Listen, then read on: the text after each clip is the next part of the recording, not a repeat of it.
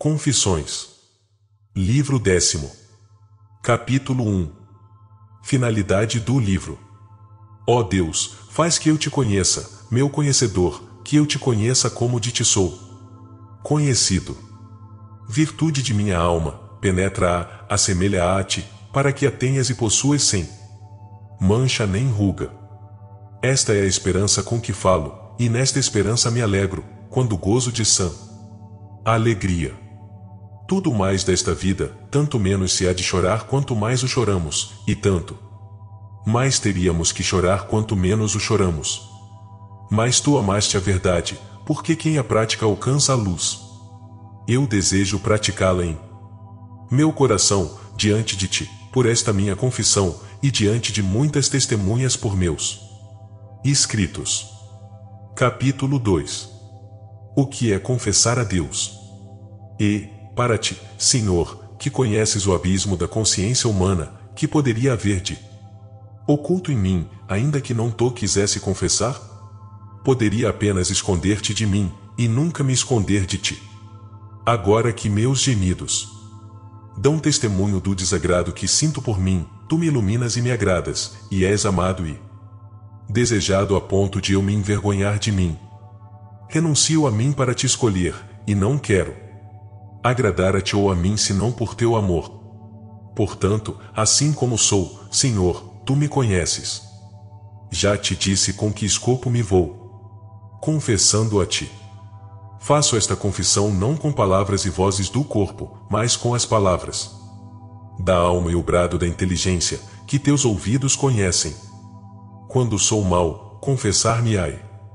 É o mesmo que desprezar a mim próprio. Quando sou bom, é apenas nada atribuir a mim mesmo. Porque tu, Senhor, abençoas o justo, mas antes tornas justo ao pecador.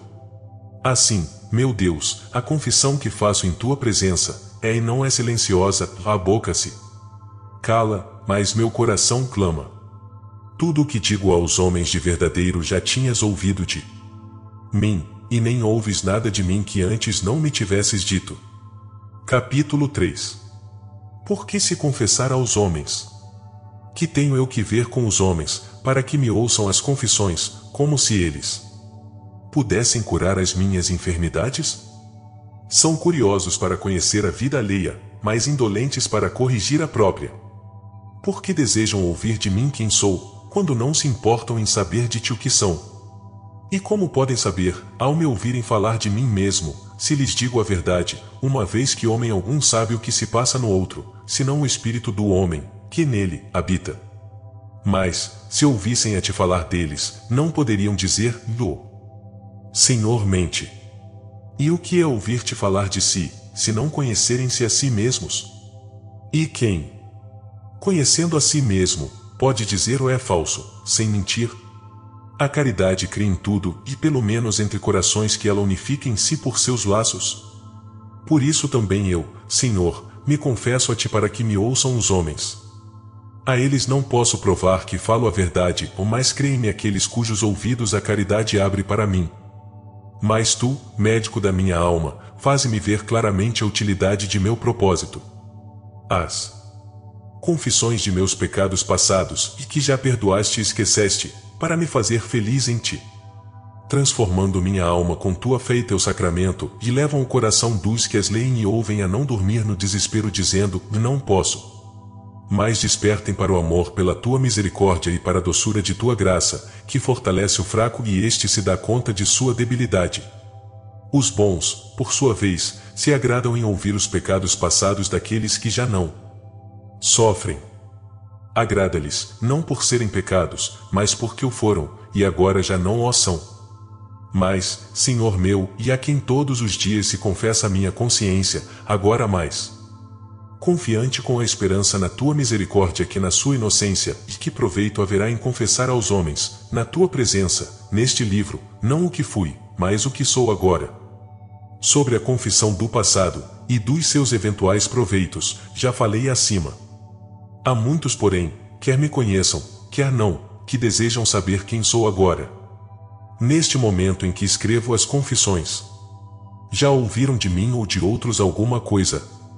Meu respeito, mas seu ouvido não ouve meu coração, onde eu sou o que sou. Querem, certamente, saber por confissão minha o que sou no íntimo, lá onde não podem penetrar com a vista, com o ouvido ou com a mente.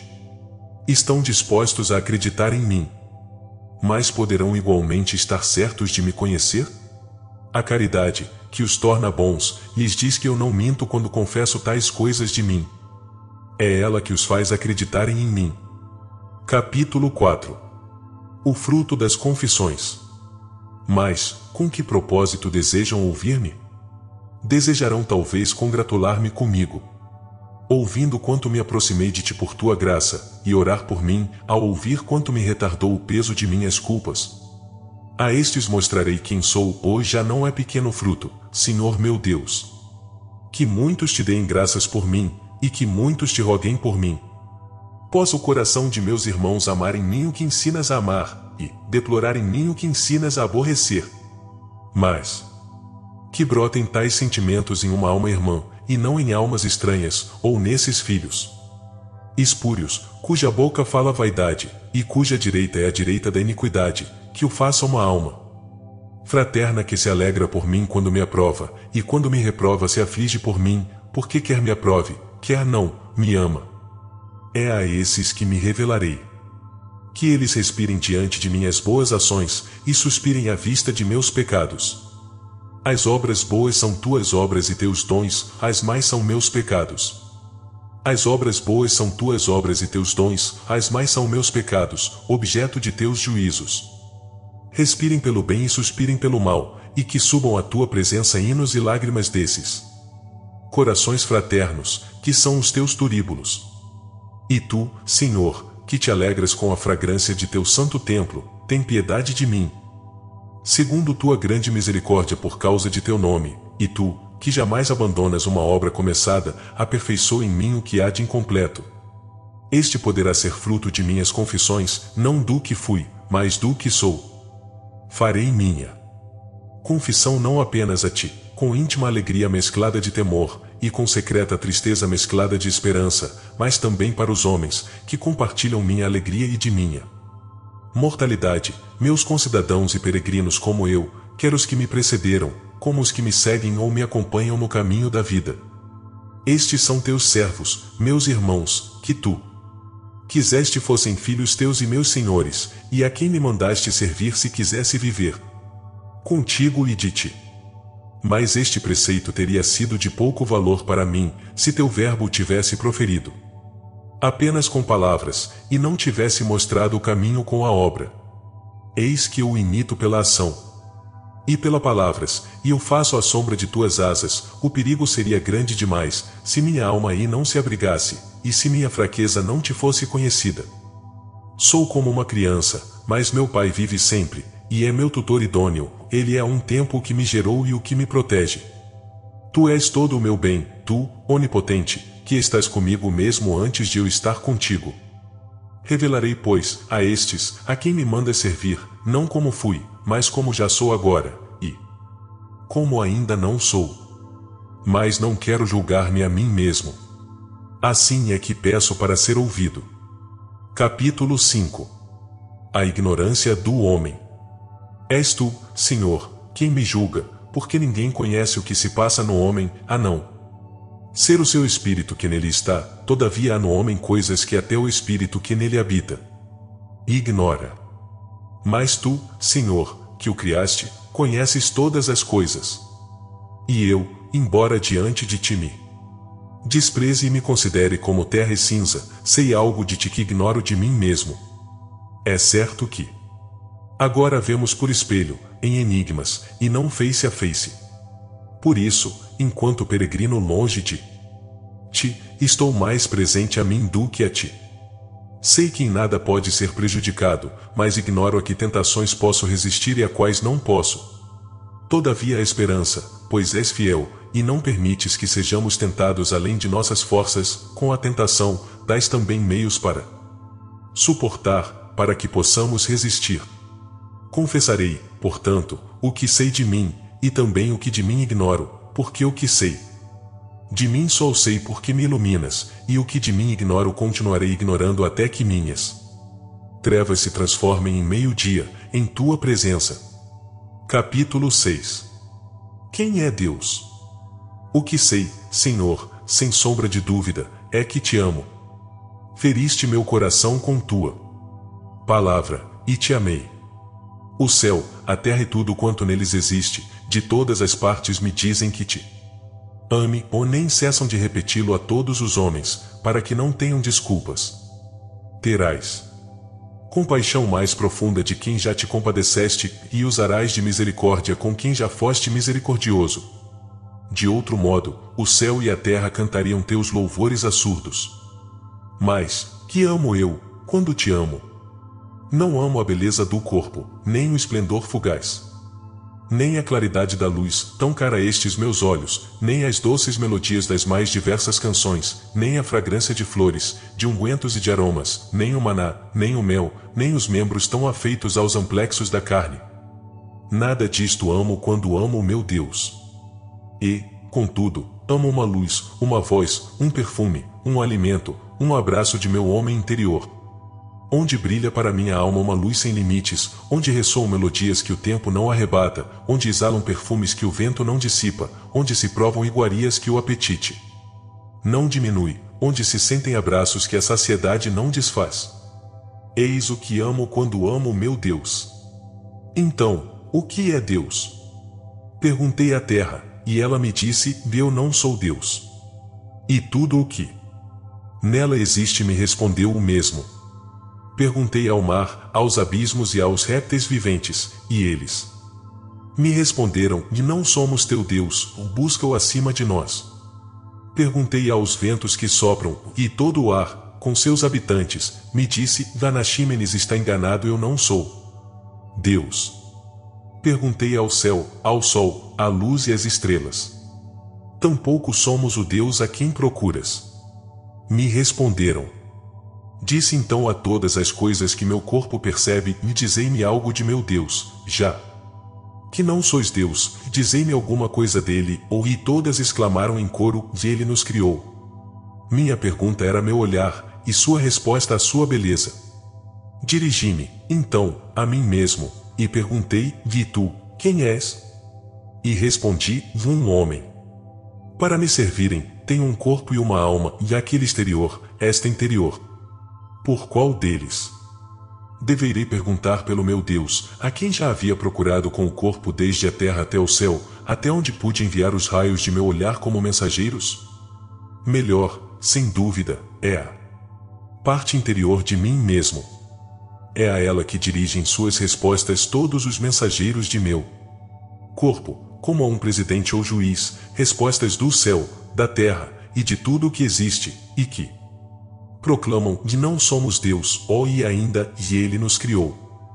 O homem interior conhece essas coisas por meio do homem exterior, mas o homem interior, que é a alma, também conhece essas coisas por meio dos sentidos do corpo. Interroguei a imensidão do universo acerca de meu Deus, e ele me respondeu: não sou eu, mas foi Ele quem me criou. Mas essa beleza não se manifesta a quantos têm sentidos perfeitos? E por que não fala todos a mesma linguagem? Os animais, pequenos ou grandes, a veem, mas não podem interrogá-la. Por que não receberam a razão que, como juiz, interprete as mensagens dos sentidos? Os homens, porém, podem interrogá-la, para que as perfeições invisíveis de Deus se manifestem pelas suas obras. Mas o amor às coisas criadas os escraviza, e assim os torna incapazes de julgá-las. Ora, elas só respondem aos que podem julgar-lhes as respostas. Elas não mudam sua linguagem, isto é, sua beleza. Quando um só as vê, e outro as interroga, elas não lhes aparecem diferentes mais, para uns ficam mudas, enquanto falam a outros. Ou melhor, deles falam a todos, mas apenas se entendem os que comparam sua expressão exterior com a verdade interior. De fato a verdade me diz: e teu Deus não é nem o céu, nem a terra, nem corpo algum. A natureza das coisas o diz para quem sabe ver, a matéria é menor em seus elementos que em seu todo. Por isso, minha alma, digo-te que és superior ao corpo, pois vivificas sua matéria, dando-lhe vida, como nenhum corpo pode dar a outro corpo. Mas teu Deus é também para ti a vida de tua vida. Capítulo 7. Deus e os sentidos. Que amo, então, quando amo a meu Deus?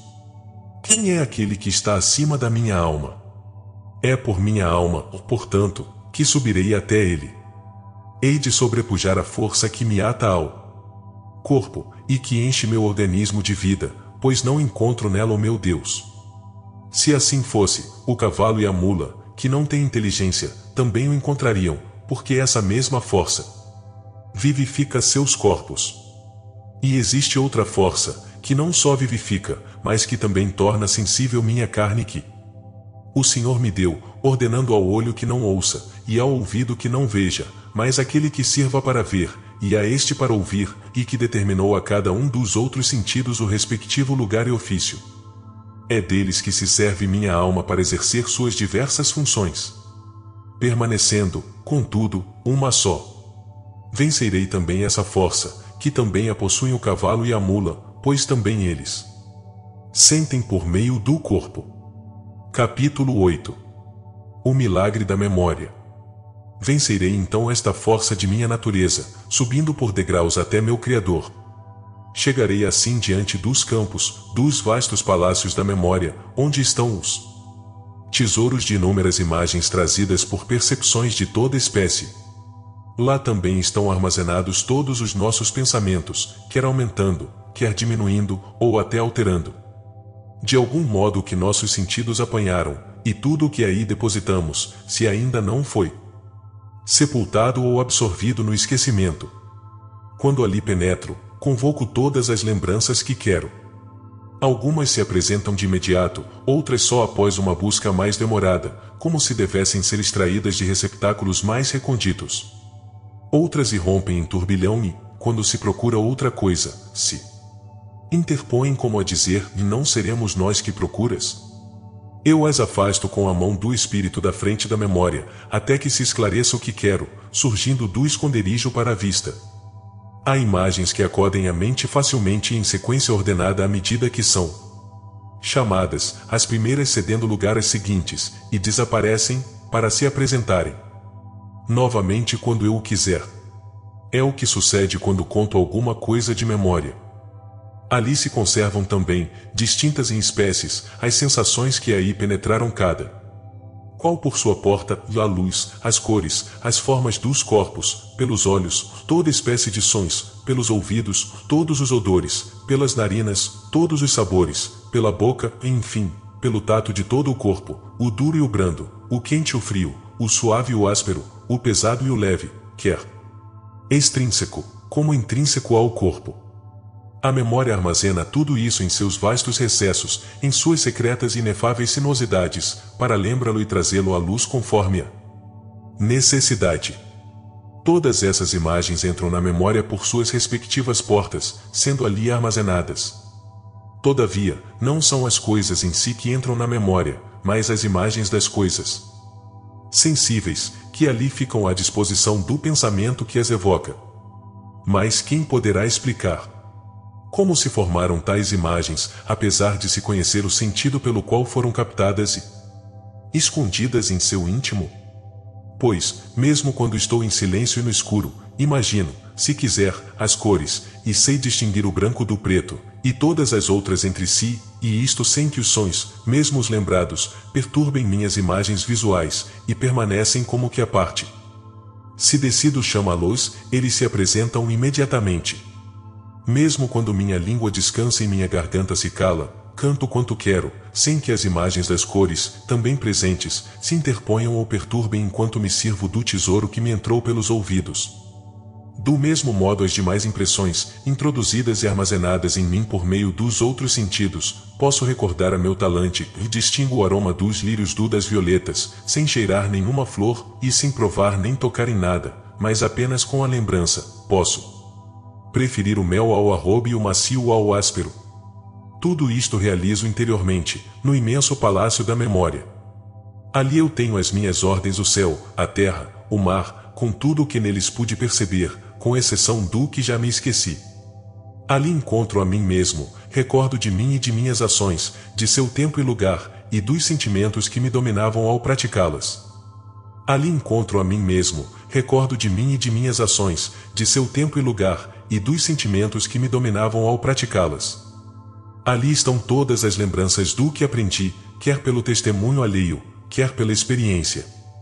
Deste mesmo manancial provém as analogias entre fatos de minhas experiências pessoais, ou em que acreditei baseado nas experiências prévias, e ligo umas e outras ao passado, e medito no futuro, nas ações, nos acontecimentos, nas esperanças, e tudo como se estivesse presente.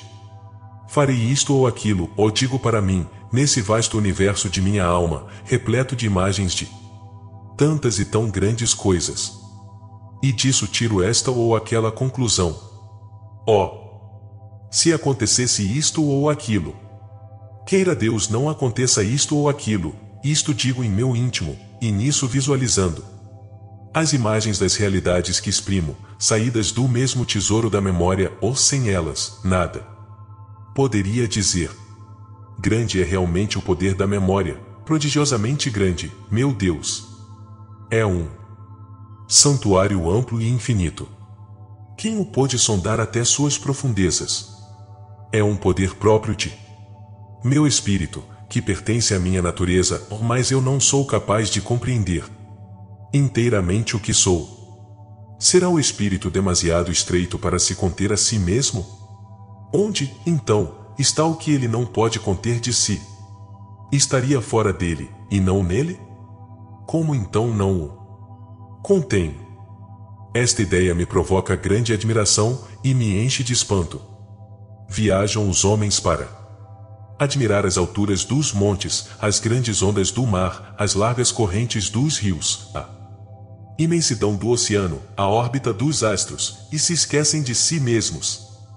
Nem se admiram que eu fale dessas coisas sem vê-las com os olhos. Contudo, eu não as poderia mencionar se esses montes, se essas ondas, esses rios, esses astros, que eu vi, se esse oceano, no qual acredito pelo testemunho alheio, eu não os visse na memória em toda a sua dimensão, como se estivessem diante de mim. Mas quando eu os vi com meus olhos, eu não os absorvi, ou não são as coisas que se encontram dentro de mim, mas apenas suas imagens. E sei por qual sentido do corpo recebi a impressão de cada uma delas. Capítulo 9. A memória intelectual. E não se limita a isto a imensa capacidade de minha memória. Ali estão, como em um lugar recôndito, que eilhas, não é um lugar, todas as noções aprendidas das artes liberais, pelo menos as que ainda não esqueci. Mas, neste caso, não são as imagens delas que trago em mim, mas as próprias realidades em si. As noções de literatura, a dialética, as diferentes espécies de questões, tudo o que sei a respeito desses problemas estão em minha memória, mas não estão ali como a imagem solta de uma coisa, cuja realidade se deixou fora. Nesse caso seria como um som que se ouve e passa, como a voz que deixa no ouvido um rastro, que permite que a lembremos, como se ainda soasse embora já não soe, ou como o perfume que, ao passar e desvanecer-se no ar, atinge o olfato e grava sua imagem na memória, imagem que a lembrança reproduz, ou como o alimento, que perde o sabor no estômago, mas o conserva na memória, ou como um corpo que se sente pelo tato e que, ausente, é imaginado pela memória. Todas essas realidades não nos penetram a memória, mas tão somente são captadas as suas imagens com maravilhosa rapidez, e dispostas, digamos, em compartimentos admiráveis, de onde são extraídas pelo milagre da lembrança. Capítulo 10. Memória dos sentidos. Ouço dizer que há 3 gêneros de questões a saber: se uma coisa existe, qual a sua natureza e qual sua qualidade, e retenho a imagem dos sons de que se compõem estas palavras, e sei que estes atravessaram o ar como ruído, e já não existem mais as realidades significadas por tais palavras, eu jamais atingi com nenhum sentido do corpo, nem as vi em nenhuma parte. Fora de meu espírito, o que gravei na minha memória não são suas imagens, mas as próprias realidades. Que me digam, se o puderem, por onde entraram em mim. Percorro em vão todas as portas do meu corpo, e não descubro por onde poderiam ter entrado. Com efeito, os olhos dizem. Se são coloridas, fomos nós que as transmitimos. Os ouvidos dizem, e se eram sonoras, foram por nós comunicadas. As narinas dizem, e se tinham cheiro, passaram por aqui. E o gosto diz, e se não tem sabor, nada me perguntem. O tato declara, e se não são corpóreas, eu não as toquei, e portanto não poderia revelá-las. De onde, então, e por onde entraram em minha memória? Ignoro, aprendi-as não dando crédito ao testemunho alheio, mas as reconheci em mim e aprovei-as como verdadeiras, confiei-as a meu espírito como em depósito, de onde poderei tirá-las quando quiser. Estavam, pois, ali, antes mesmo que eu as aprendesse, mas não na memória. E onde estavam então? E por que, ao serem mencionadas, eu as reconheci e disse, é assim mesmo, é verdade, ou se não porque já estavam em minha memória? Mas tão escondidas e sepultadas em tão secretos recessos, que se alguém não as arrancasse dali com suas perguntas, talvez eu nem pudesse concebê-las. Capítulo 11. Ideias inatas. Por isso descobrimos que adquirir tais noções e cujas imagens não atingimos por meio dos sentidos mais que percebemos em nós, sem o auxílio de imagens, tais como são em si mesmas. Nada mais é do que coligir com o pensamento os elementos esparsos na memória e, pela reflexão, obrigá-los a estarem sempre disponíveis à memória, onde antes se ocultavam em desordem e abandono, de modo que se apresentem sem dificuldade ao chamado do nosso espírito. E quantas noções deste tipo não encerra minha memória, já descobertas, como disse, postas como que à mão, ou eis o que chamamos de o aprender ou o saber. Se porém deixo de as recordar por uns tempos, de tal modo submergem e se dispersam em seus profundos esconderijos, que é preciso reuni-las uma segunda vez, como se fossem novas, escogente, o pois não tem outra habitação, e juntá-las de novo para que possam ser objeto do saber, e isto é, preciso tirá-las de sua condição de dispersão e juntá-las novamente. Daí a palavra cogitare. Porque cogo e cogito são como agou e agito, e facio, facito. Contudo, a inteligência reivindicou essa palavra, scogito, para si, de modo que essa operação de coligir, de reunir no espírito, e não em outra parte, é propriamente o que se chama pensar, scogitare. Capítulo 12. A memória e as matemáticas. A memória guarda também as relações e inumeráveis leis dos números e dimensões. Sendo que nenhuma dessas ideias foi impressa em nós pelos sentidos do corpo, porque não tem cor, nem som, nem tem cheiro, nem gosto, nem são tangíveis. Ouço, quando elas se fala, os sons das palavras que as exprimem, ou mais uma coisa são os sons, e outra bem diferente são as ideias que elas significam. As palavras soam de modo diferente em grego e em latim, ou mais as ideias nem são gregas, nem latinas, nem de nenhuma outra língua. Vi linhas traçadas por artistas, finas como um fio de aranha. Mas as linhas materiais não. São a imagem das que vi com meus olhos carnais. Para reconhecê-las não há necessidade alguma de se pensar em um corpo qualquer, pois é no espírito que as reconhecemos. Também conheci os números mediante os sentidos do corpo, mas a ideia de número é bem diferente e não são imagens dos primeiros, possuindo por isso mesmo um ser muito mais real. Ria-se de mim quem não compreender o que disse, e eu terei compaixão de seu riso. Capítulo 13. A memória da memória. Tudo isso eu guardo em minha memória, assim como o modo pelo qual o aprendi. Também guardo na memória as muitas argumentações infundadas que ouvi contra essas verdades. Essas objeções sem dúvida são falsas, mas não é falso recordá-las. E lembro de ter sabido distinguir entre essas verdades e os erros que se lhe opunham. Vejo agora que uma coisa é essa distinção, que faço hoje, e outro recordar ter feito muitas vezes tal distinção, ao considerá-las. Lembro-me portanto, de ter muitas vezes compreendido isso, e confio à memória o ato atual de distingui-las e compreendê-las, para me lembrar, mais tarde, de que hoje as compreendi. Lembro-me então de que me lembrei, e se mais tarde lembrar de que agora pude recordar essas coisas, será ainda por força da memória. Capítulo 14. A lembrança dos sentimentos. Essa mesma memória conserva também os afetos da alma, não do modo como os sente a alma quando da vivência, mas de modo muito diverso, segundo exige a força da memória. Lembro-me de ter estado alegre, ainda que não o esteja agora, recordo minha tristeza passada, sem estar triste, ou lembro-me de ter sentido medo, sem senti-lo de novo, ou lembro-me de antigo desejo, sem que o mesmo sinta agora. Outras vezes, pelo contrário, lembro-me com alegria tristeza passada, e com tristeza uma alegria passada.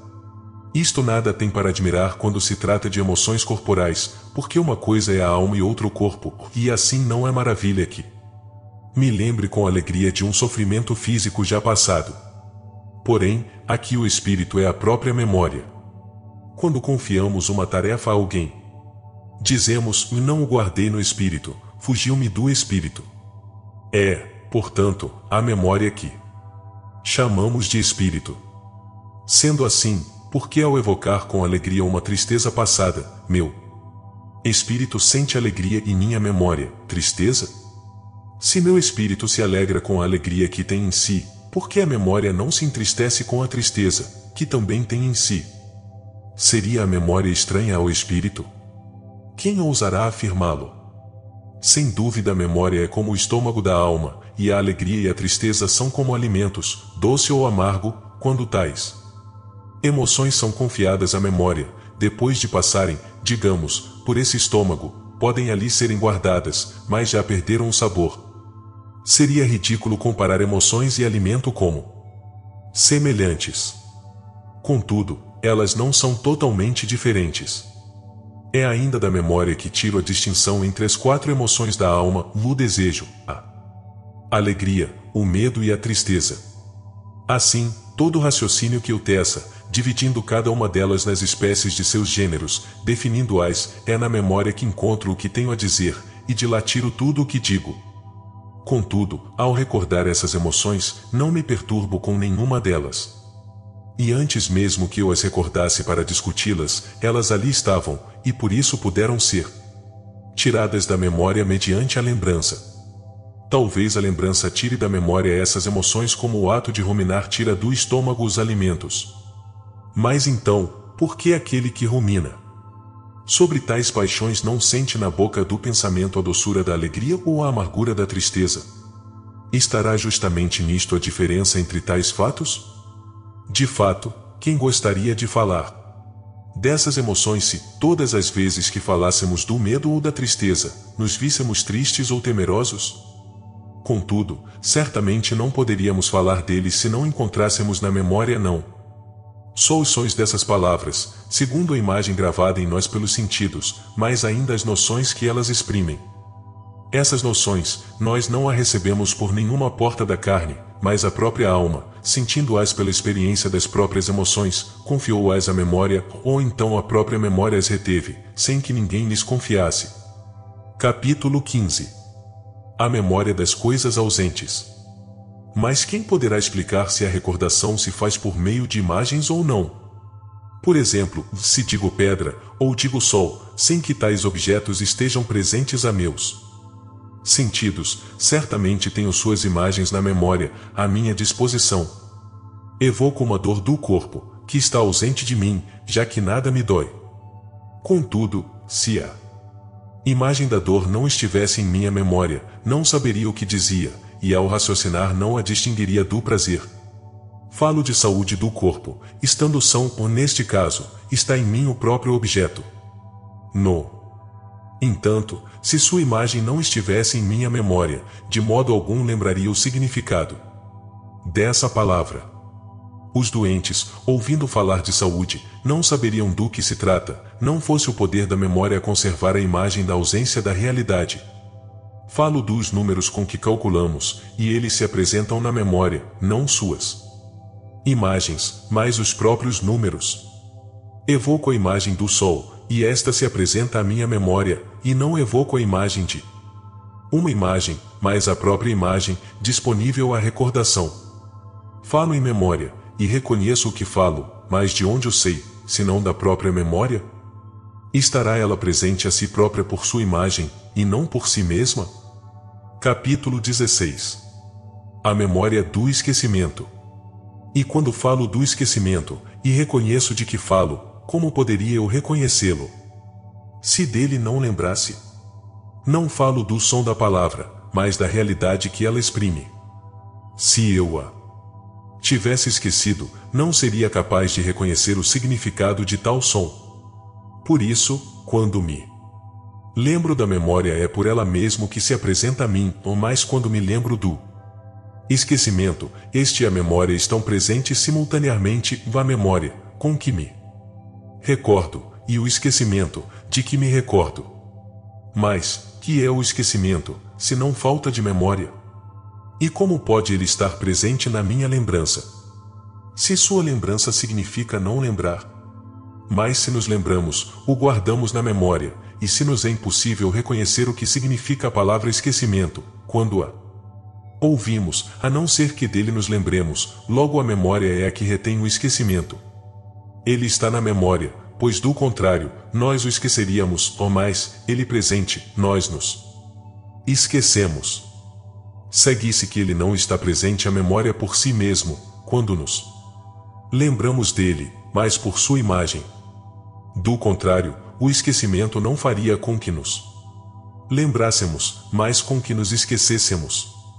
Mas, enfim, quem poderá descobrir, quem poderá compreender o modo como isto se realiza? Mas, Senhor, esgota-me esta busca e é, portanto, sobre mim mesmo que me canso. Tornei-me para mim mesmo uma terra de dificuldades e árduos labores. Porque não exploro agora as regiões do firmamento, nem meço as distâncias dos astros, nem busco as leis do equilíbrio da terra. Sou eu que me lembro, eu, o meu espírito. Não é de admirar que esteja longe de mim tudo o que não sou eu. Todavia, que há mais perto de mim do que eu mesmo? No entanto, é-me impossível compreender a natureza de minha memória, sem a qual eu nem poderia pronunciar meu próprio nome. Que direi então, desde que tenho a certeza que lembro do esquecimento? Diria talvez que não está em minha memória o que recordo? Ou talvez direi que o esquecimento está em minha memória, para que não o esqueça. Ambas hipóteses são grandes absurdos. Vejamos uma. Terceira hipótese, poderei eu afirmar que minha memória retém a imagem do esquecimento, e não o esquecimento em si, quando dele me lembro. Com que fundamento, pois, poderei dizê-lo, se para que se grave na memória a imagem de um objeto, é necessário que este esteja presente. Antes, de onde emana a imagem a ser gravada? É assim que lembro de Cartago, e assim de todos os outros lugares por que passei, assim me lembro do rosto dos homens que vidas. Coisas que meus sentidos me deram a conhecer, assim me lembro ainda da dor física, coisas cujas imagens a memória fixou quando estavam presentes, para que eu as pudesse contemplar e repassar em espírito, quando eu as evocasse na sua ausência. Se, pois, é a imagem do esquecimento que está na memória, e não ele mesmo, é evidente que em algum momento esteve presente para que sua imagem fosse fixada. Mas, se estava presente, como podia gravar na memória sua imagem, se o esquecimento apaga com sua presença tudo o que lá está impresso? Contudo, seja qual for o mecanismo desse fenômeno, e por mais incompreensível e inexplicável que seja, estou certo de que me lembro do esquecimento, que apaga da memória todas as nossas lembranças. Capítulo 17. Deus e a memória. Grande é o poder da memória.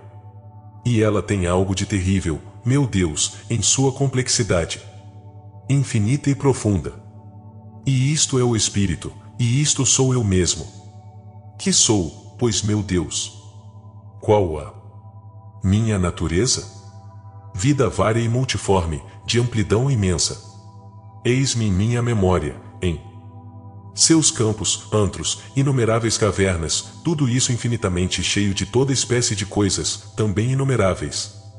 Umas gravadas em imagens, como os corpos, outras, estão sob a forma de não sei que noções e sinais, como os afetos da alma, que a memória conserva quando a alma já não os sente, embora tudo o que está na memória esteja também no espírito. Percorro em todas as direções este mundo interior, vou de um lado para outro, e nele me aprofundo o mais possível, sem encontrar-lhe os limites, tão grande é a vida que reside no homem mortal. Que hei de fazer, pois, meu Deus, minha verdadeira vida? Ultrapassarei também esta faculdade que se chama memória? Ultrapassá-la-ei para chegar a ti, doce luz? Que dizes? Subindo em espírito a ti, que estás acima de mim, ultrapassarei também esta minha força, que se chama memória, pois quero atingir-te onde és acessível, e unir-me a ti por onde possa fazê-lo.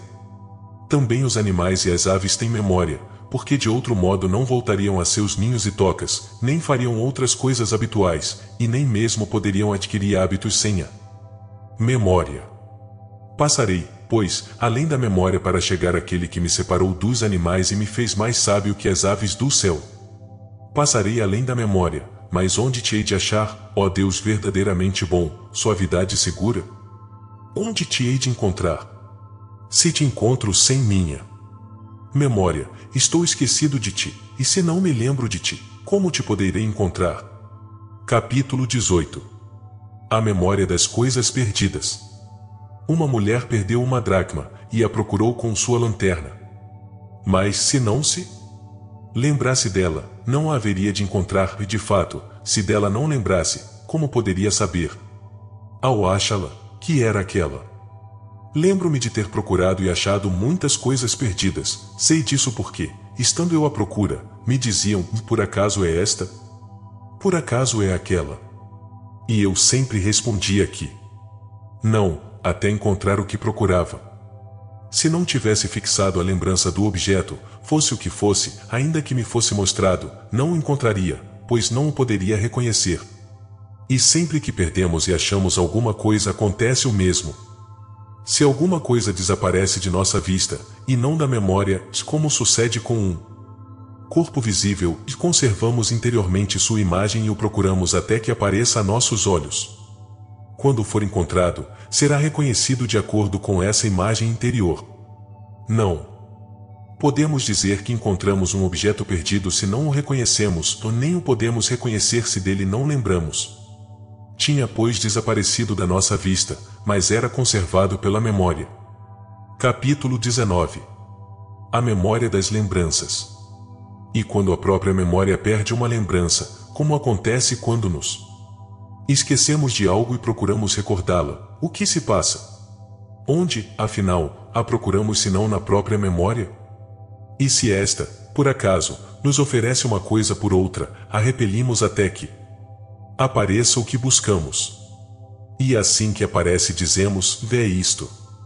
E assim não diríamos se não a reconhecêssemos, e não a reconheceríamos se dela não houvesse registro.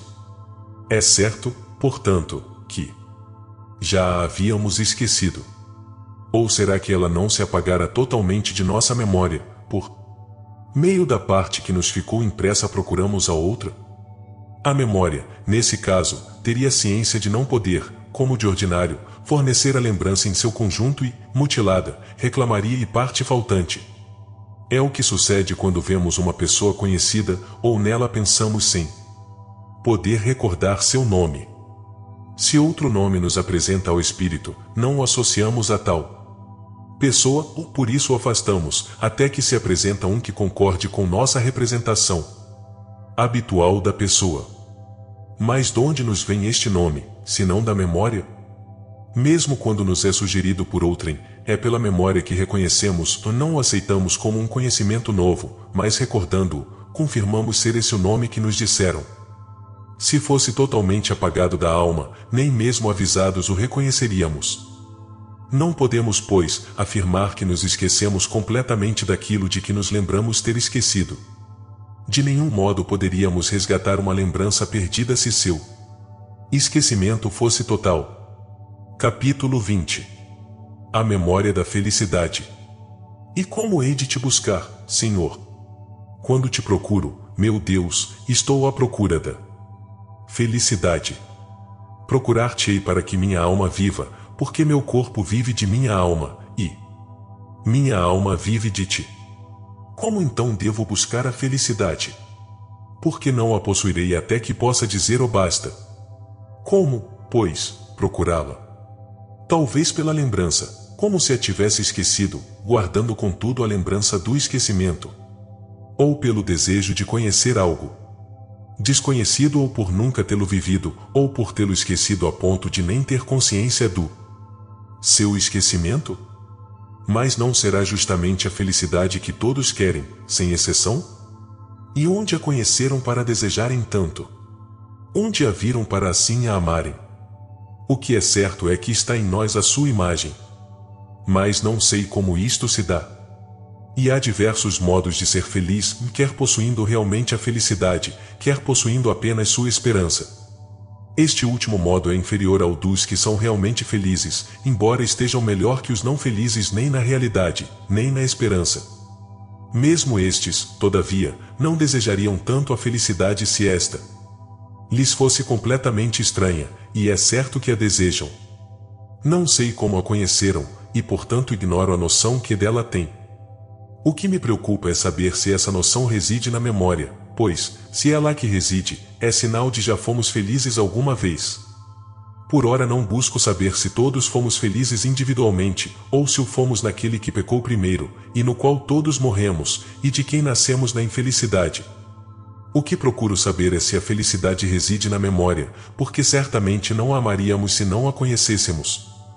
Mal ouvimos esta palavra, e todos confessamos que desejamos a mesma coisa, e não é o som da palavra que nos deleita. Quando um grego a ouve pronunciar em latim, não se alegra, porque ignora seu sentido. Mas nós nos alegramos ao ouvi-la, como ele se a ouvisse em sua língua.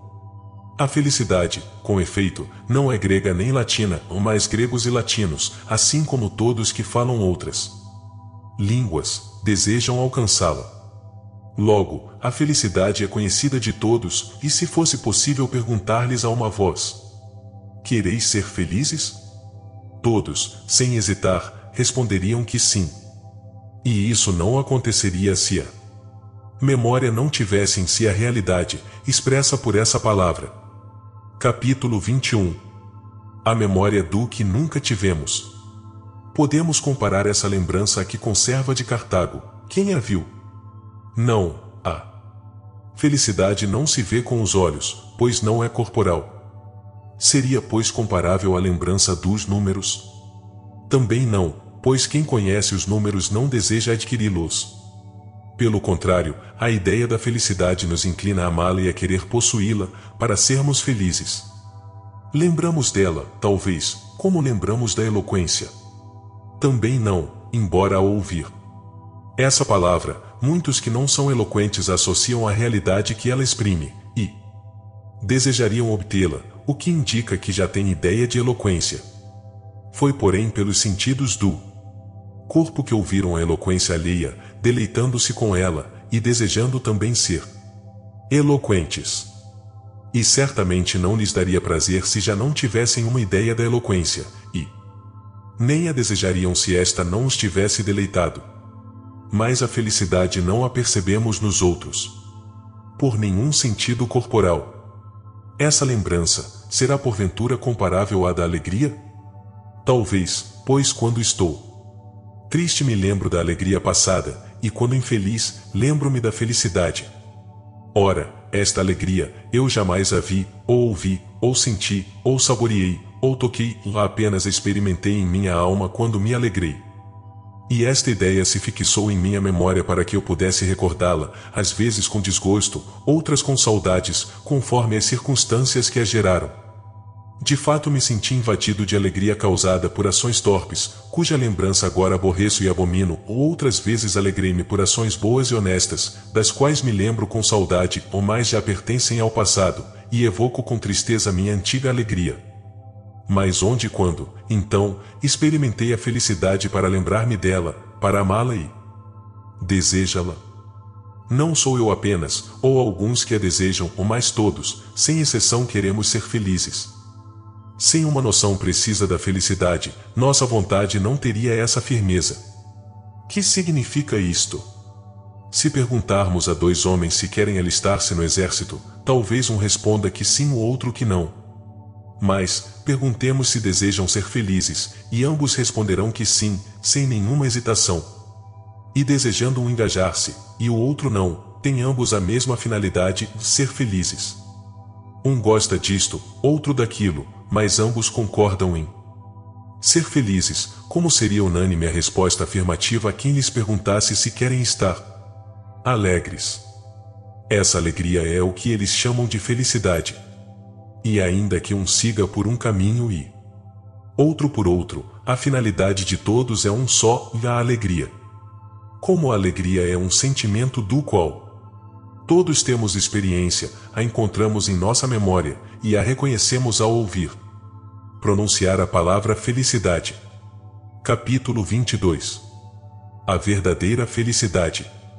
Longe de mim, longe do coração de teu servo, Senhor, que a ti se confessa, a ideia de encontrar a felicidade não importa em que alegria. A felicidade é uma alegria que não é concedida aos ímpios, mas àqueles que te servem por puro amor, tu és essa alegria. Alegrar-se de ti, em ti. Por ti, e isso é felicidade. E não há outra. Os que imaginam outra felicidade, apegam-se a uma alegria que não é a verdadeira. Contudo, sempre há uma imagem da alegria da qual sua vontade não se afasta. Capítulo 23. Felicidade e verdade. Poderemos então concluir que nem todos desejam ser felizes, pois há aqueles que não querem buscar em ti sua alegria, tu que és a única felicidade. Ou talvez todos a queiram, mas como a carne combate contra o espírito, e o espírito contra a carne, e com isso se contentam, porque não querem com força bastante aquilo que não podem, para obtê-lo. Pergunto a todos se preferem encontrar a alegria na verdade ou no erro, ou ninguém hesita em declarar que preferem a verdade, como em dizer que querem ser felizes. É que a felicidade é a alegria que provém da verdade. E essa alegria é a que nasce de ti, que és a própria verdade, ó meu Deus, minha luz, saúde de meu rosto. Todos querem essa vida, a única feliz, essa alegria que se origina na verdade. Encontrei muitos que gostam de enganar, mas ninguém que quisesse ser enganado. Onde, então, conheceram a felicidade, senão onde conheceram a verdade?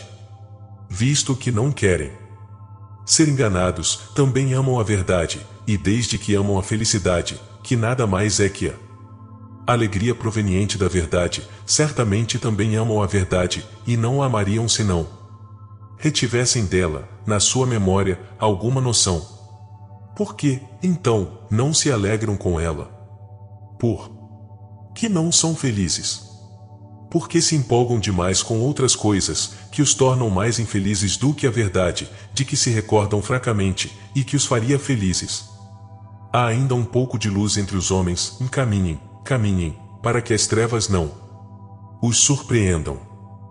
Mas por que a verdade gera o ódio? Porque os homens olham como inimigo aquele que é prega em teu nome, uma vez que amam a felicidade, que mais não é que a alegria nascida da verdade? Talvez por amarem a verdade de tal modo que tudo de diferente que amam, querem que seja verdade, e, não admitindo ser enganados, também não querem ser convencidos de seu erro. Desse modo, detestam a verdade por amarem aquilo que tomam pela verdade. Amam-na quando ela brilha, mas odeiam-na quando os repreende, e, como não querem ser enganados, mas enganar, eles a amam quando ela se manifesta, mas a odeiam quando ela os denuncia. Porém ela os castiga ou não querem ser descobertos pela verdade, mas esta os denuncia, sem que por isso se manifeste a eles. É assim o coração do homem. Cego e lerdo, torpe e indecente, quer permanecer oculto, mas não quer que nada lhe seja ocultado. Em castigo, sucede-lhe o contrário, e não consegue esconder-se da verdade, enquanto esta lhe continua oculta. Contudo, apesar de tão infeliz Prefere encontrar alegrias na verdade que no erro. Será, portanto, feliz quando, livre de perturbações, se alegrar somente na verdade, origem de tudo o que é verdadeiro. Capítulo 24. Deus e a memória. Eis como esquadrinhei minha memória em tua procura, Senhor, e não me foi possível encontrar-te fora dela. Nada encontrei de ti que não fosse lembrança, e nunca me esqueci de ti. Desde que te conheci. Onde encontrei a verdade, aí encontrei a meu Deus, que é a própria verdade, e desde que aprendi a conhecer a verdade, nunca mais a esqueci. Por isso, desde que te conheço, permaneces em minha memória. É lá que te encontro quando me lembro de ti. Quando sou feliz em ti. Estas são as santas delícias que me deste em tua misericórdia, olhando para minha pobreza. Capítulo 25. Recapitulação. Onde habitas em minha memória, Senhor, em que lugar dela estás? Que esconderijo construíste aí? Que santuário aí edificaste para ti? Deste-me a honra de morar em minha memória, ou mais em que parte dela resides? É o que quero agora descobrir. Quando me recordei de ti, ultrapassei aquela região da memória que também os animais possuem, pois não te encontrei entre as imagens dos objetos corpóreos. E cheguei àquela parte onde depositei os afetos de minha alma, mas também aí não te encontrei. Cheguei à morada que meu próprio espírito possui na memória, porque também o espírito lembra de si mesmo, mas nem ali estavas. Isso porque não és imagem corpórea, nem afeto de ser vivo, como a alegria, a tristeza, o desejo, o temor, a lembrança, o esquecimento e outros semelhantes, e nem és meu próprio espírito, porque és o Senhor e Deus do Espírito, e tudo isso é mutável, enquanto permaneces imutável e subsistes acima de todas as coisas, e te dignaste habitar em minha memória desde que te conheço. Mas, por que perguntar em que lugar da memória habitas, como se a memória tivesse compartimentos? Certo é que habitas nela desde que te conheço, e é nela que te encontro. Quando penso em ti. Capítulo 26. Onde encontrar Deus? Onde, então, te encontrei, para te conhecer? Não estavas ainda em minha memória antes de eu te conhecer. Onde, então, te encontrei, para te conhecer, senão em ti mesmo, acima de mim? No entanto, aí não existe espaço. Quer nos afastemos de ti, quer nos aproximemos, aí não existe espaço algum. Ó verdade, por toda parte assistes aos que te consultam, e respondes ao mesmo tempo a todas essas diversas consultas. Tuas respostas são claras, mas nem para todos. Os homens te consultam sobre o que querem, mas nem sempre ouvem as respostas que querem. Teu servo fiel é o que não pensa em ouvir de ti a resposta que quer, mas em querer a resposta que lhe dás. Capítulo 27. Solilóquio de amor. Tarde te amei, beleza tão antiga e tão nova, tarde te amei. Eis que estavas dentro de mim, e eu lá fora, a te procurar. Eu, disforme, me atirava à beleza das formas que criaste. Estavas comigo, e eu não estava em ti. Retinham-me longe de ti aquilo que nem existiria se não existisse em ti. Tu me chamaste, gritaste por mim, e venceste minha surdez. Brilhaste, e teu esplendor afugentou minha cegueira. Exalaste teu perfume, respirei-o, e suspiro por ti. Eu te saboreei, e agora tenho fome e sede de ti. Tocaste-me, e o desejo de tua paz me inflama. Capítulo 28. A vida do homem. Quando me unir a ti com todo o meu ser, não sentirei mais dor ou fadiga, minha vida, cheia de ti, será então a verdadeira vida.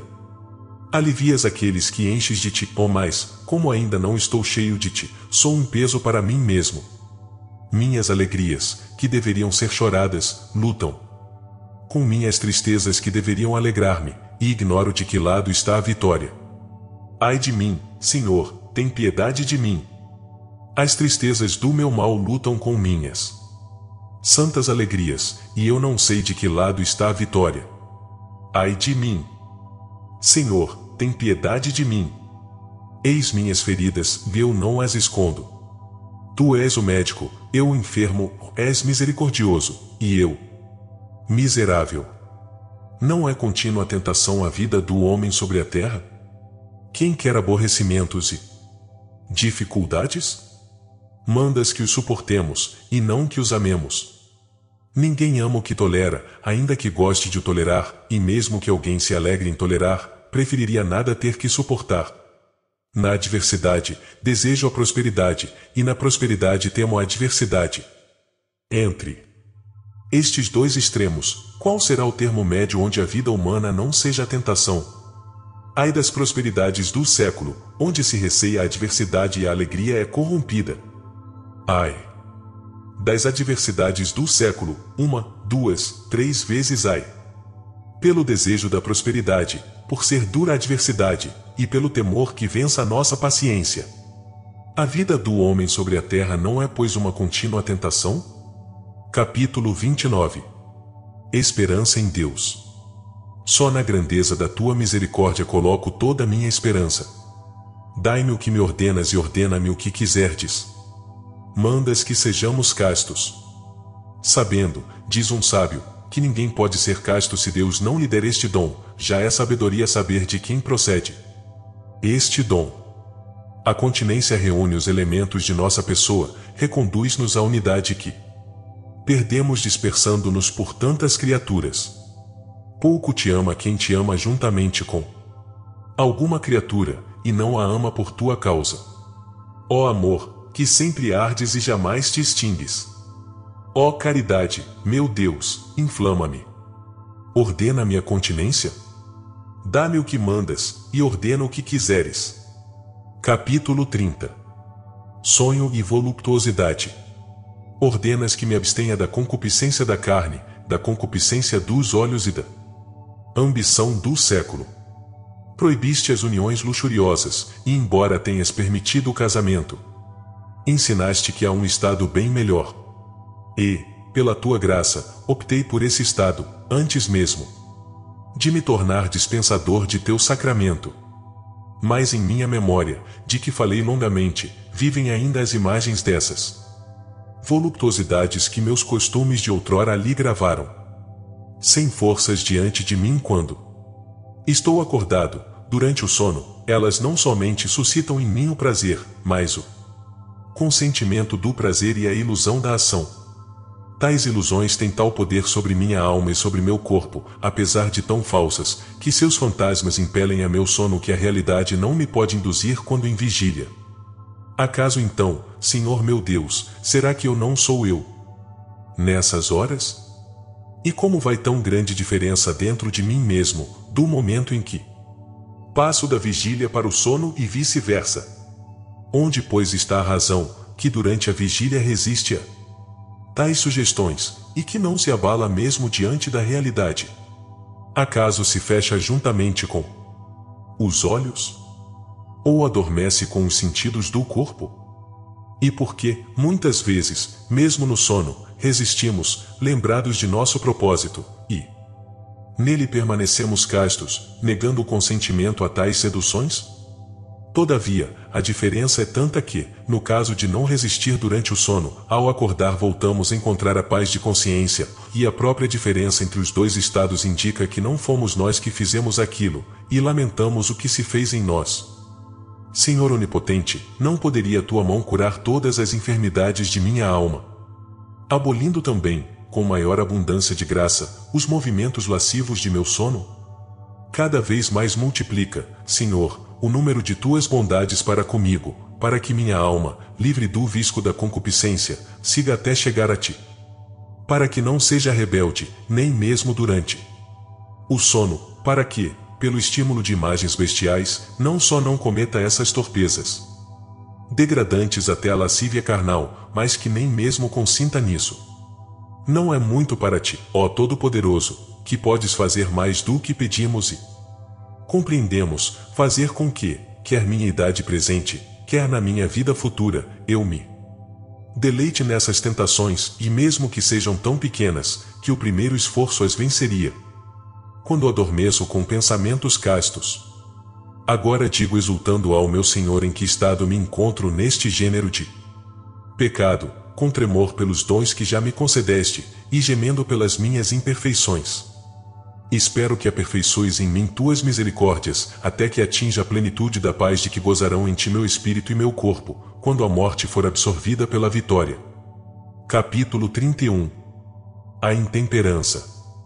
O dia me traz novo pecado, e oxalá fosse o único.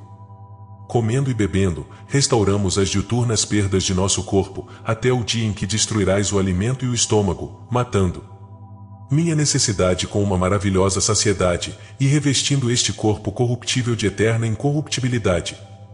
Mas por ora esta necessidade me é grata, e luto contra essa delícia, para que não me domine. É uma guerra cotidiana que sustento com jejum, reduzindo meu corpo à escravidão. Mas minhas dores são eliminadas pelo prazer, porque a fome e a sede são sofrimentos, queimam e matam como a febre se os alimentos não lhe põem remédio. Mas como esse remédio está sempre à nossa disposição, graças à liberdade de teus dons que põe à disposição de nossa fraqueza a terra, a água e o céu, nossas misérias recebem por nós o nome de delícias. Tu me ensinaste a considerar os alimentos como remédios. Mas quando passo dessa penosa necessidade à paz da saciedade, nessa passagem a concupiscência arma para mim sua cilada. Esta passagem é prazerosa, e não há outra para se chegar onde a necessidade nos obriga. A razão do beber e do comer é a conservação da saúde, ou mais um prazer insidioso. Acompanha como lacaio essas funções, e sempre tenta tomar a dianteira, de modo que faço pelo prazer o que digo fazer por minha saúde. Ora, a medida do prazer não é a mesma da saúde, o que é bastante para a saúde não o é para o prazer, e muitas vezes é difícil discernir se é o cuidado com o corpo que pede reforço de alimento, ou se é a gula que nos engana e quer ser servida.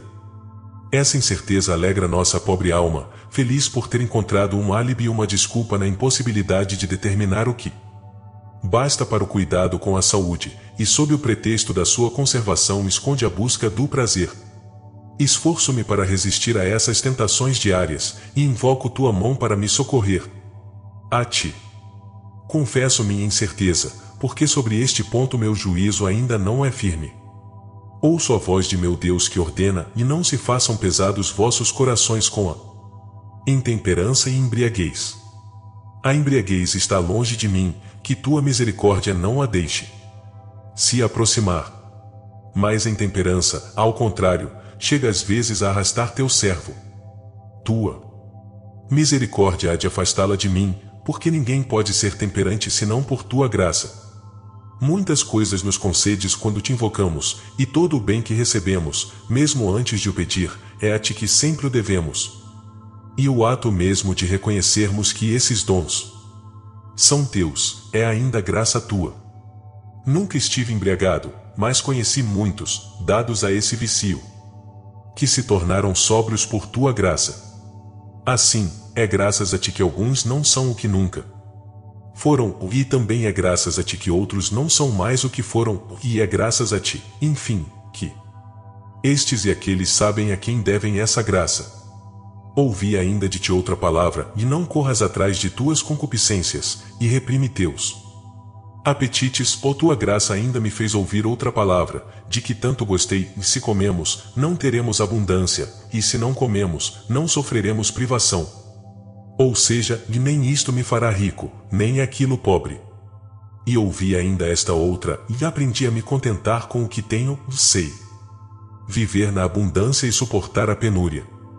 Tudo posso naquele que me fortalece. Eis como fala o bom soldado da milícia celeste, e nada parecido ao pó que somos. Mas, Senhor, lembra-se que somos pó, e que de pó fizeste o homem, que este havia se perdido, e que foi reencontrado por si mesmo, formado do mesmo pó que nós, nada podia aquele cujas palavras inspiradas tanto amei, e tudo posso naquele que me fortalece, ou concede-me forças, para que eu possa. Dá-me o que mandas, e manda o que quiseres. Paulo confessa que tudo recebeu de ti, e, quando se glória, é no Senhor que ele se glória. Ouvi também outro que te pedia esta graça, e afasta de mim a intemperança.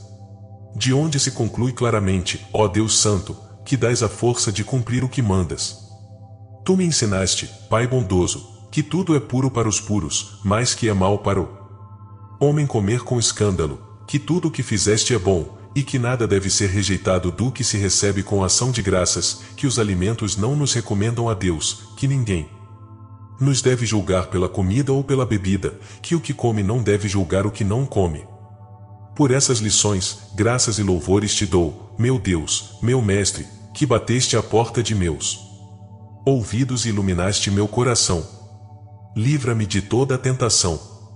Não receio a impureza dos alimentos, mas a impureza do prazer. Sei que Noé teve permissão de comer toda espécie de carne que pudesse servir de alimento, e que Elias comeu carne para reparar as forças. Sei que João Batista, asceta admirável, não se manchou com os animais, dos gafanhotos e de que se alimentava. Todavia eu sei que Esaú deixou-se enganar pelo desejo de um prato de lentilhas, que Davi se repreendeu a si mesmo por ter desejado água, que nosso rei foi submetido à tentação, não de carne, mas de pão. Por isso o povo foi justamente repreendido no deserto, não por ter desejado comer carne, mas porque o desejo o fez murmurar contra o Senhor. Exposto a estas limitações, luto diuturnamente contra a concupiscência do comer e do beber, pois não é coisa que possa cortar de uma vez por todas, apenas com o propósito de nunca mais recair, como fiz com a luxúria. É uma rédea imposta a meu paladar, ora para afrouxá-la, ora para retesá-la. E quem é, Senhor, que não se deixa arrastar às vezes além dos limites do necessário? Se existe alguém assim, é de fato grande, e deve engrandecer teu nome. Eu, porém, não sou desse número, porque sou pecador. Contudo, também, eu engrandeço teu nome, e aquele que venceu o mundo intercede junto a ti por meus pecados. Conta-me entre os membros enfermos de seu corpo, porque teus olhos viram minhas imperfeições e porque todos serão inscritos em teu livro. Capítulo 32. Os prazeres do olfato. Quanto à sedução dos perfumes, não me preocupo demais. Quando ausentes, não os procuro, quando presentes, não os recuso, mas estou sempre disposto a deles me abster. Pelo menos assim me parece, embora talvez me engane. Trevas deploráveis me envolvem, que me escondem minhas faculdades reais, por isso, quando meu espírito indaga a respeito de suas forças, bem sabe que não pode confiar em si mesmo, por seu íntimo permanecer muitas vezes insondável, até que a experiência lhe manifeste. Ninguém, pois, se deve ter seguro nesta vida, que é tentação perpétua. Pois, como podemos nos tornar melhores, não aconteça de nos tornar piores. Nossa única esperança, nossa única confiança, nossa firme promessa é tua misericórdia. Capítulo 33. Os prazeres do ouvido. Os prazeres do ouvido me prendem e me subjugam com mais força, mas tu me desligaste. Me libertaste. Agradam-me ainda, eu o confesso, os cânticos que tuas palavras vivificam, quando executados por voz suave e artística, todavia eles não me prendem, e dele posso me desvencilhar quando quero, para assentarem no meu íntimo, em companhia com os pensamentos que lhe dão vida, buscam em meu coração um lugar de dignidade, mas eu me esforço ou me ofereço para ceder-lhe só o lugar conveniente. Às vezes parece-me tributar-lhe mais atenção do que devia, e sinto que tuas palavras santas, acompanhadas do canto, me inflamam de piedade mais devota e mais ardente do que se fossem cantadas de outro modo. Sinto que as emoções da alma encontram na voz e no canto, conforme suas peculiaridades, seu modo de expressão próprio, um misterioso estímulo de afinidade. Mas o prazer dos sentidos, que não deveria seduzir o espírito, muitas vezes me engana. Os sentidos não se limitam a seguir, humildemente, a razão ou mesmo tendo sido admitidos graças a ela, buscam precedê-la e conduzi-la. É nisso que peco sem o sentir, embora depois o perceba. Outras vezes, porém, querendo exageradamente evitar este engano, peco por excessiva severidade, chego ao ponto de querer afastar de meus ouvidos, e da própria igreja, a melodia dos suaves cânticos que habitualmente acompanham os salmos de Davi. Nessas ocasiões parece-me que o mais seguro seria adotar o costume de Atanásio, bispo de Alexandria.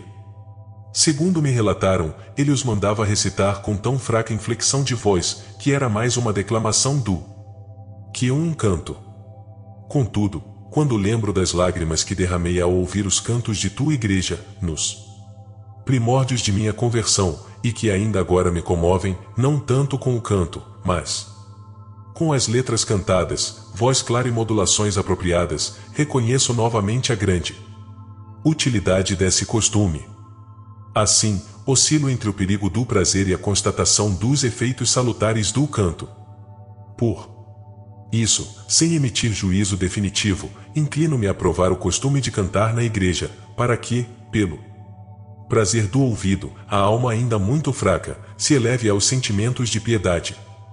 E quando me comovem mais os cantos do que as palavras cantadas, confesso o meu pecado e mereço penitência, e então preferiria não ouvir cantar. Eis em que estado me encontro. Chorai comigo, e chorai por mim, vós que alimentais no coração a virtude, fonte de boas obras. Porque vós, a quem isso não afeta, sois insensíveis a tudo. Isso. E tu, Senhor meu Deus, escuta, olha e vê, tem piedade de mim, cura-me. Eis que me tornei um problema para mim mesmo, sob teu olhar, e aí está precisamente meu mal. Capítulo 34. O prazer dos olhos.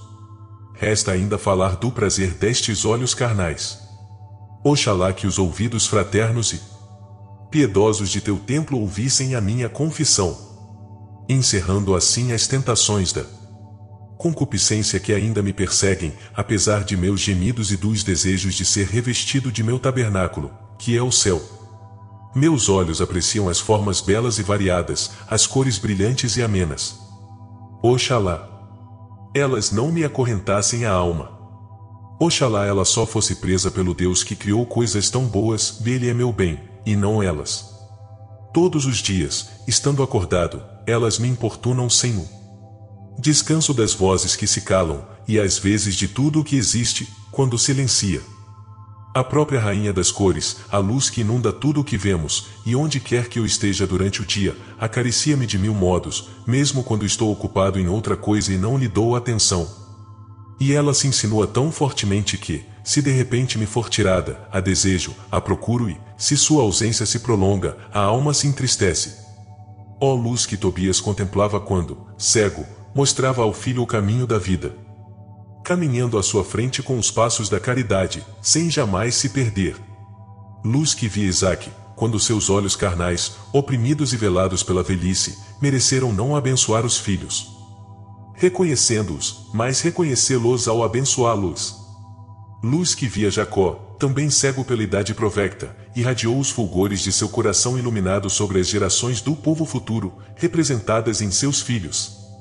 E a seus netos, os filhos de José, impôs as mãos misticamente cruzadas, não na ordem em que queria dispô-los o pai, que via com os olhos corporais, mas de acordo com seu próprio discernimento interior. Eis a verdadeira luz, ela é uma, e todos os que a veem e amam formam um único ser. Quanto à luz corporal, de que falava, com sua doçura sedutora e perigosa, é um dos prazeres da vida para os cegos amantes do mundo. Mas os que nela sabem encontrar motivos para te louvar, Deus, Criador de todas as coisas, convertem em hino em teu louvor, sem se deixarem dominar por ela no sono. É assim que desejo ser.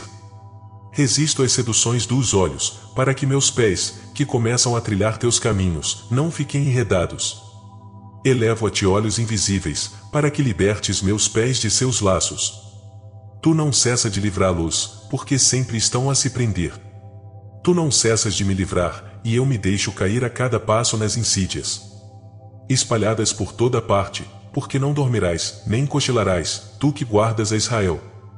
Quantos encantos os homens acrescentaram às seduções dos olhos, com a variedade de suas artes, com sua indústria de vestidos, de calçados, de vasos, de objetos de toda espécie, com pinturas e esculturas diversas que de longe ultrapassam os limites do necessário e moderado e da expressão piedosa.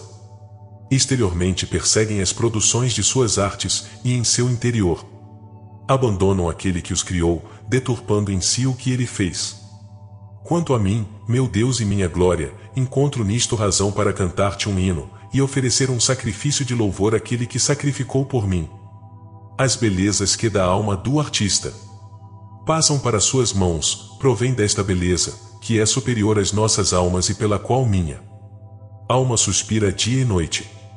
Entretanto, os que geram e os amantes das belezas exteriores, tiram da beleza soberana apenas o critério para julgá-las, mas não uma regra para usá-las bem. Contudo, a norma ali está, mas eles não a veem. Se a vissem, não se afastariam, e guardariam sua força para ti, e não a dissipariam em fatigantes delícias. Mesmo eu, que exponho e compreendo essas verdades, deixo-me enredar nessas belezas, mas tu me livras de seu laço, tu me libertas, porque tua misericórdia está diante de meus olhos. Miseravelmente eu caio, e tu me levantas misericordiosamente, às vezes sem que eu o perceba, quando minha queda foi suave, e outras infligindo-me uma pena, por ter ficado preso ao chão. Capítulo 35. A curiosidade. Às anteriores acrescente-se outra tentação, que oferece maiores perigos. Além da concupiscência da carne, que consiste no deleite voluptuoso de todos os sentidos, e cuja servidão, danos que ela afasta de ti, insinua-se na alma um outro desejo, que se exerce pelos mesmos sentidos corporais, mas tende menos a uma satisfação carnal do que a tudo conhecer por meio da carne. É a vã curiosidade, que se disfarça sob o nome de conhecimento e de ciência. Como nasce do apetite de tudo conhecer, e como entre os sentidos os olhos são os mais aptos para o conhecimento, a Sagrada Escritura chamou-a de concupiscência dos olhos. De fato, ver é função própria dos olhos, mas muitas vezes nós usamos essa expressão, mesmo quando se trata de outros sentidos, aplicados ao conhecimento. Nós não dizemos, ouve como isto brilha, ou nem sente como isso resplandece, ou nem apalpa como isto cintila. Para exprimir tudo isso dizemos ou ver ou olhar. E até não nos limitamos a dizer, olha que luz, pois apenas os olhos nos podem dar esta sensação, mas dizemos ainda, olha que som, olha que cheiro, olha que gosto, olha como é duro. Por isso toda experiência que é obra dos sentidos é chamada, como disse, concupiscência dos olhos. Essa função da visão, que pertence aos olhos, é usurpada metaforicamente pelos outros sentidos, quando buscam conhecer alguma coisa. Daqui podemos distinguir claramente o papel da volúpia e o da curiosidade na ação dos sentidos. O prazer procura o que é belo, melodioso, suave, saboroso, agradável ao todo, a curiosidade por sua vez deseja o contrário, não para se expor ao sofrimento, mas pela paixão de conhecer por meio da experiência. Que prazer pode ter na visão de um cadáver dilacerado, que causa horror? E todavia onde há um cadáver, para lá corre toda a gente para se entristecer e empalidecer. E temem depois revê-lo em sonhos, como se alguém os tivesse obrigado a contemplá-lo, ou como se a fama de alguma beleza os tivesse atraído. O mesmo acontece com os outros sentidos, o que seria enfadonho enumerar. É esse que de mórbido de curiosidade que faz com que se exibam monstruosidades nos espetáculos. É ela que nos induz a perscrutar os segredos da natureza exterior, cujo conhecimento de nada serve, mas que os homens buscam conhecer apenas pelo prazer de conhecer. É ela também que inspira o homem a pesquisar, com fim semelhante, a ciência perversa, que é a arte da magia. E é ela, enfim, que, até na religião, nos induz a tentar a Deus, pedindo-lhe sinais e prodígios, não para a salvação da alma, mas apenas pela ânsia de vê-los. Nessa imensa floresta, cheia de insídias e perigos, cortei e lancei para fora de meu coração muitos males, graças à força que me concedeste para tanto, Deus de minha salvação. Contudo, no turbilhão diário de tantas e tão variadas tentações que atormentam minha vida, quando ousarei dizer que nenhuma delas atrai mais minha atenção e não cativa a minha vã curiosidade? Certamente que o teatro já não me atrai, nem me importo mais em conhecer o curso dos astros, pois jamais, para obter uma resposta, consultei as sombras, pois detesto todos os ritos sacrílegos. Mas quantos artifícios inventa o inimigo para me tentar a que te peça algum milagre, a ti, Senhor, meu Deus, a quem devo servir humilde e simplesmente? Eu te suplico, por nosso Rei, por nossa pátria, a pura e casta Jerusalém, que o perigo de consentir nessas coisas, que até agora esteve longe de mim, se afaste cada vez mais. Mas quando te peço a salvação de uma alma, a finalidade de meu intento é bem diferente. Ouve-me, pois, e concede-me a graça de seguir de bom grado tua vontade. Mais incontáveis são as pequenas e desprezíveis bagatelas que tentam cada dia nossa curiosidade. E quem poderá contar nossas quedas? Quantas vezes ouvimos contar banalidades? Toleramo-las, de início, para não magoar os fracos, e depois, aos poucos, ouvimo-las com atenção sempre crescente. Não vou mais ao circo, para ver um cão correr atrás de uma lebre ou mais, passando casualmente pelo campo e vendo algo assim, eis-me interessado pela caçada, talvez até distraindo-me de algum pensamento profundo. E, se não chega a me fazer mudar o caminho do meu cavalo, desvio o curso do meu coração. Se após tal demonstração de minha fraqueza tu não me alertares para que abandone esse espetáculo, elevando-me a ti por meio de alguma reflexão, ou desprezando tudo e passando adiante, ficaria ali, absorvido como um bobo. E que dizer quando, sentado em minha casa, observando uma lagartixa à caça de moscas, ou uma aranha que as enreda em sua teia? Acaso, por serem animais pequenos, a curiosidade que despertam em mim não é a mesma? É verdade que depois passo a te louvar, Criador admirável, ordenador do universo, mas não foi esse o pensamento que primeiro me moveu. Uma coisa é levantar-se depressa, e outra é não cair. Dessas quedas está repleta a minha vida, e minha única esperança está em tua infinita misericórdia. Nosso coração é o receptáculo de tais misérias, e traz em si grande quantidade de vaidades, que muitas vezes até interrompem e perturbam nossas orações, e enquanto em tua presença levantamos a voz de nossa alma até teus ouvidos, tais pensamentos fúteis, vindos não sei de onde, vêm perturbar um ato tão importante. Capítulo 36. O orgulho. Terei também essa miséria como desprezível? Haverá algo que possa restituir-me a esperança, a não ser tua conhecida misericórdia, que começou a me transformar? Sabes-o? Quanto já me transformaste, curaste-me primeiro da paixão da vingança, para perdoar-me também todos meus pecados, curar minhas fraquezas, resgatar minha vida da corrupção, conservar-me na piedade e misericórdia, e saciar dos teus bens meu desejo. Derrubaste meu orgulho pelo temor, dobrando minha cerviz a teu jugo. Agora eu trago o teu jugo, e o sinto suave, como prometeste e cumpriste. Na verdade, teu jugo já era suave, mas eu não o sabia quando receava tomá-lo sobre mim. Mas, Senhor, tu és o único que sabe mandar sem orgulho, porque és o único Senhor verdadeiro, que não tem Senhor. Diga-me, terá cessado em mim, se isso pode acontecer nesta vida, esta terceira espécie de tentação, que consiste em querer ser temido e amado pelos homens, com o único fim de obter uma alegria que não é alegria. Que vida miserável, que arrogância indigna! Aí está o principal motivo por que não te amamos e tememos piamente. Por isso resistes aos soberbos, enquanto dás tua graça aos humildes. Trovejas contra as ambições do mundo, e faz abalar as montanhas até suas raízes. Ora, como é necessário, para se adequar à sociedade, fazer-se amar e temer pelos homens, o inimigo de nossa verdadeira felicidade nos alícia, e por toda parte semeia seus laços, gritando, um bravo. Muito bem. Para que, ávidos, recolhamos as lisonjas e nos deixemos incautamente enredar. Seu intento é que deixemos de encontrar nossa alegria na verdade, para buscá-la na mentira dos homens, e estimula em nós o prazer em nos fazer temer e amar, não pelo teu amor, mas em teu lugar. Com isso nos tornamos semelhantes a Ele, não unidos na caridade, mas partilhando de suas penas.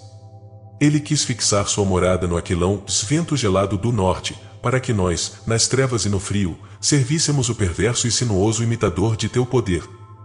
Nós, Senhor, somos teu pequeno rebanho, sê nosso dono. Estende tuas asas, para nosso refúgio. Sê nossa glória, que nos amem por tua causa, e que tua palavra seja observada por nós. Quem busca o louvor dos homens, quando tu reprovas, não será por estes defendido quando julgares, nem poderá subtrair a tua condenação. Mas quando não se louvam pecados pelos desejos de sua alma, nem se abençoa quem pratica iniquidades, mas te louva um homem pelos dons que lhe concedeste, se ele se compraz mais no louvor do que no dom que lhe atrai os louvores, tu o reprovas, a despeito dos louvores que recebe dos homens.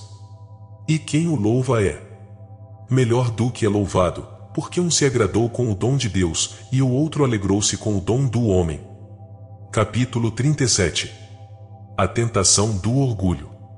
Todos os dias somos acometidos por estas tentações, Senhor, somos tentados sem trégua. Os louvores dos homens são a fornalha onde todos os dias somos postos à prova. Também nisso mandas que sejamos continentes. Concede-nos o que mandas, e manda o que quiseres. A esse respeito, conheces os lamentos que meu coração te dirige, e os rios de lágrimas que brotam de meus olhos. É-me difícil distinguir o quanto estou purificado dessa peste, tenho muito medo de minhas faltas ocultas, que teus olhos conhecem, e os meus ignoram. Nos outros gêneros de tentação, tenho recursos para me examinar, mas quanto a este, quase nenhum. Posso avaliar o quanto dominei a minha alma a respeito dos prazeres da carne e das vãs curiosidades, quando me vejo privado de tais coisas por minha vontade ou por necessidade. Então me indago se é pena maior ou menor o ver-me privado desses dons. Quanto à riqueza, ambicionada apenas para satisfazer a uma, duas ou todas as três paixões, no caso em que a alma não perceba se as despreza quando as possui, depende só dela renunciar a elas para provar seu desapego. Todavia, para nos privar dos louvores e provar nosso poder sobre eles, será talvez necessário levar uma vida má, infame, horrível, a ponto de ninguém nos conhecer sem nos detestar? Pode-se dizer ou conceber maior insanidade. Se o louvor deve habitualmente acompanhar uma vida boa e de boas obras, não será por isso que deveremos abandonar a vida exemplar. Contudo, para distinguir se a privação de um bem me é indiferente ou penosa, é preciso que me prive desse bem. Então, Senhor, que devo confessar-te quanto a tais tentações? Que tenho em grande apreço o louvor, mas agrada-me mais a verdade. Pois, se tivesse que escolher entre duas situações, ser louvado pela minha loucura ou por meus erros ou ser escarnecido por todos pela minha firme certeza da verdade, bem sei o que escolheria. Contudo, não gostaria que a aprovação alheia aumentasse para mim a alegria que sinto pelo pouco bem que faço. Mas tenho de te confessar que não só o louvor aumenta, mas também que o vitupério a diminui. Quando me sinto perturbado por essa miséria, uma desculpa surge em mim. Só tu sabes, Senhor, se ela é válida, porque a mim me deixa perplexo. De fato, não nos ordenaste apenas a continência, que nos ensina a afastar certas coisas de nós, mas também a justiça, que direciona nosso amor. Não quiseste que amássemos somente a ti, mas também o nosso próximo. Ora, às vezes me parece que é o aproveitamento e as esperanças de que o próximo dá mostra que me encantam, quando me regozijo com um elogio inteligente, e que, pelo contrário, é sua maldade que me entristece quando ouço censurar o que ignora ou o que é bom. Às vezes também me entristeço com os elogios que me fazem, quando louvam em mim qualidades que me desagradam, ou quando dão muita importância a qualidades medíocres e secundárias. Mas, repito, como saber se o desagrado não provém de minha repugnância pelo louvor? Que destoa do meu juízo a respeito de mim mesmo, e não que seu interesse me preocupe, e mais pelo maior agrado que sinto quando o bem que amo em mim é amado pelos outros. De algum modo, não me considero louvado quando o elogio contradiz a opinião que tenho de mim mesmo. Quer o encômio seja para o que me desagrada, quer exagerando o valor do que pouco me agrada. Serei, pois, sobre isso tudo um enigma para mim mesmo? Mas é em ti, ó verdade, que percebo que devo me alegrar com os louvores que me dirigem, não em meu interesse, mas no interesse do próximo. Não sei se é este o meu caso, pois neste assunto me conheces melhor do que eu mesmo. Suplico-te, meu Deus, que me deis a conhecer a mim mesmo, para que eu possa confessar a meus irmãos, dispostos a orar por mim, as chagas que achar em mim. Faze que me examine com mais diligência. Se for de fato o bem do próximo que me alegra quando me louvam, porque sou menos sensível ao vitupério injustamente feito ao outro, do que se fosse a mim. Porque o aguilhão da injúria me faz sofrer mais do que injúria igualmente injusta feita a uma outra pessoa diante de mim? Acaso também ignoro isto? Deveria então concluir que me iludo, e que meu coração e minha língua burlam diante de ti a verdade. Afasta de mim, Senhor, esta loucura, para que minhas palavras não sejam para mim óleo de pecador para ungir minha cabeça. Capítulo 38. A vanglória. Sou pobre e necessitado, e só melhoro quando, com gemidos íntimos e com desagrado de mim mesmo, busco tua misericórdia, até que minha indigência seja reparada e sanada com a paz que o olho soberbo ignora. Todavia, as palavras de nossa boca, ou nossos atos conhecidos dos homens, encerram uma tentação muito perigosa, filha do amor dos louvores que, para nos iludir com certa excelência, recolhe e mendiga os aplausos alheios. A vanglória me tenta até quando há crítico em mim, e é por isso mesmo que eu a desaprovo. Muitas vezes, por excesso de vaidade. Há quem se glorie até mesmo do desprezo da vanglória, mas de fato não é mais do desprezo da vanglória que se orgulha, porque ninguém a despreza quando se gloria de a desprezar. Capítulo 39. O amor próprio. Há ainda entre nós, profundamente assentada, outra tentação do mesmo gênero, que torna vãos aqueles que se comprazem de si mesmos, ainda que não agradem aos outros, ou até lhes desagradem, ou sequer procuram lhes agradar. E quanto mais enfatuados estejam consigo mesmos, mais desagradam a ti, não só ao se gloriarem dos males como se fossem bens, mas sobretudo quando se gloriam de teus bens como se fossem deles, ou quando, reconhecendo-os em si, eles os atribuem a seus merecimentos, ou ainda quando, atribuindo-os à tua graça, eles não os gozam amigavelmente com os demais, gestando ciúmes e inveja. Em todos estes perigos e provas, tu vês o temor de meu coração, e sinto que são mais as feridas que curas em mim do que as que inflijo a mim mesmo. Capítulo 40. À procura de Deus. Quando deixaste de me acompanhar, ó verdade, para me ensinar o que eu devia evitar ou procurar, sempre te consultei, a te submetendo, dentro da minha limitação, meus medíocres pontos de vista. Percorri com os sentidos, como pude, o mundo exterior. Observei a vida de meu corpo e os meus próprios sentidos.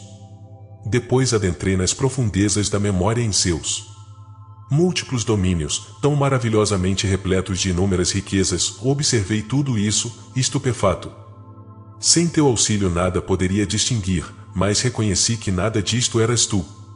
Nem era eu o descobridor de todas essas coisas, me esforcei para distingui-las e avaliá-las em seu devido valor, recebendo-a através dos sentidos e interrogando-as, senti outras coisas unidas a mim, e as examinei, assim como aos sentidos que mais traziam, revolvi as vastas reservas da memória, analisando certas lembranças, guardando umas e trazendo outras à luz.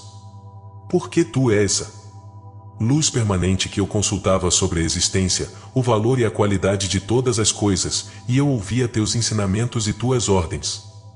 Costumo fazê-lo muitas vezes, pois essa é a minha alegria, e sempre que meus trabalhos me permitem algum descanso, refugio-me nesse prazer. Em nenhuma dessas coisas que percorro consultando-te, não encontro lugar seguro para minha alma senão em ti, ou só em ti se reúnem meus pensamentos esparsos, sem que nada meu se aparte de ti. Às vezes, me fazes conhecer uma extraordinária plenitude de vida interior, de inefável doçura que, se chegasse à contemplação, não seria certamente compatível com esta vida. Mas torno a cair nesta baixeza, cujo peso me acabrunha, ou volto a ser dominado pelos meus hábitos, que me têm cativo e, apesar de minhas lágrimas, não me libertam. Tão pesado é o fardo do hábito. Não quero estar onde posso e não posso estar onde quero, de miséria em ambos os casos. Capítulo 41.